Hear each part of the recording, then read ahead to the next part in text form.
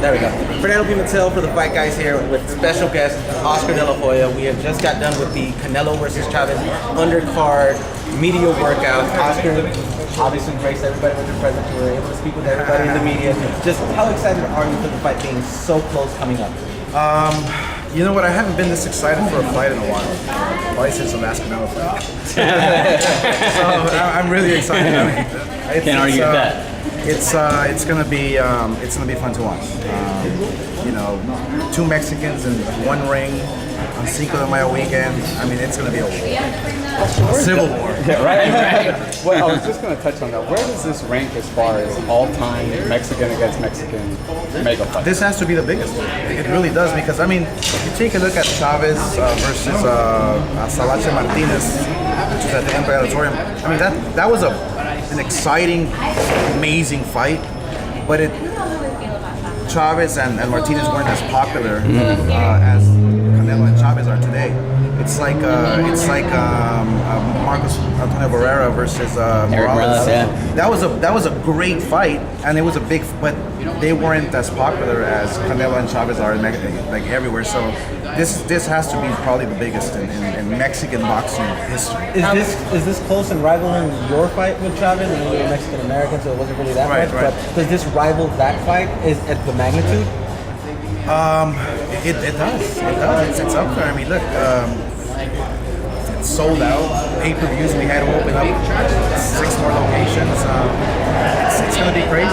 It's going to be amazing, incredible. So it kind of does rival it, but I think this might be even bigger. How long is this fight? About 10 years. And I don't know why. And because I think Canelo was like 15 years old. I know, it's like Right, a picture of them. Right. So I don't know what's the beef with them, but I'll tell you one thing: on these 6, you see them like they just go at it, you know. And the beautiful part about it is that they hate each other, they're gonna fight, and once that last bell rings, they're gonna shake hands, they're gonna hug, you know, and you know, let bygones be bygones. You know what I think is really great is that at one point, a lot of fight critics, a lot of fight fans were telling themselves, you know what, Chavez Jr. is not going to get himself into shape. And he's proving to the world that this fight means world. It's his father's legacy. And the man is in incredible shape. He looks in great shape. I'm sure Nacho Beristain has taught him a few tricks, you know, for the fight. Yeah. I hear he's on weight already. You know, this is a serious. I mean, imagine the pride that's at stake.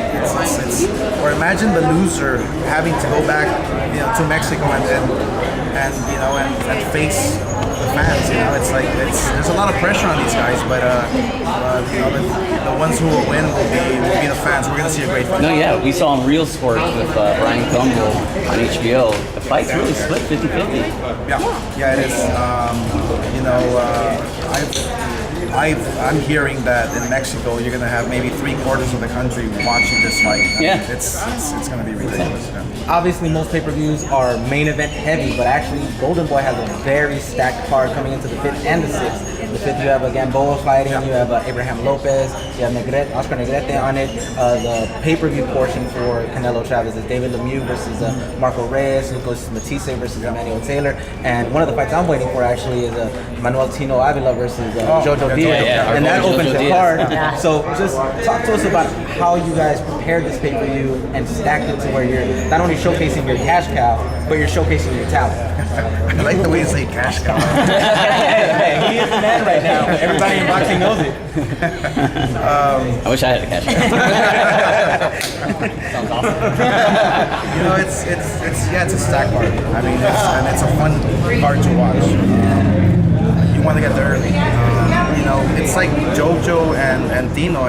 They're both our prospects, but now it's time to sink or swim. You know? It's like you want to go to the next level, well, we have to start facing our guys with each other.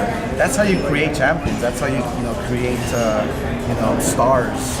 And Jojo Diaz, whoever wins that fight, has the opportunity to become not only a champion but a star. You know, he has the quality, the charisma, the looks, the fight, which is most important, and people love him. So, you know, it's just going to be a lot of fun to watch.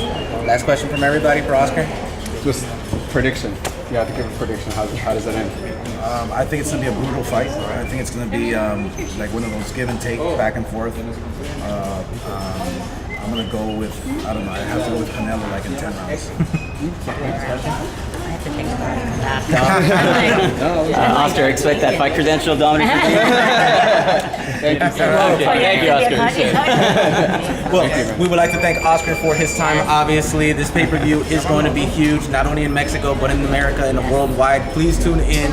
Golden Boy Promotions is putting on an amazing fight card, not only for that pay-per-view, but for the week. So if you're going to be there, enjoy May 5th, enjoy May 6th, and obviously what's to come from Golden Boy and the remainder of their talent pool. Brandon Pimentel from BehindTheWheels.com. Dominic Verdina, VerineTV.com. Stephen Payne, KOR to Sports. And last but not least, Cynthia Conti. And Oscar De La Hoya saying we will see you at the fights. Thank you, Oscar, for your time. Thanks, Oscar. I'll see you, man. Thank you.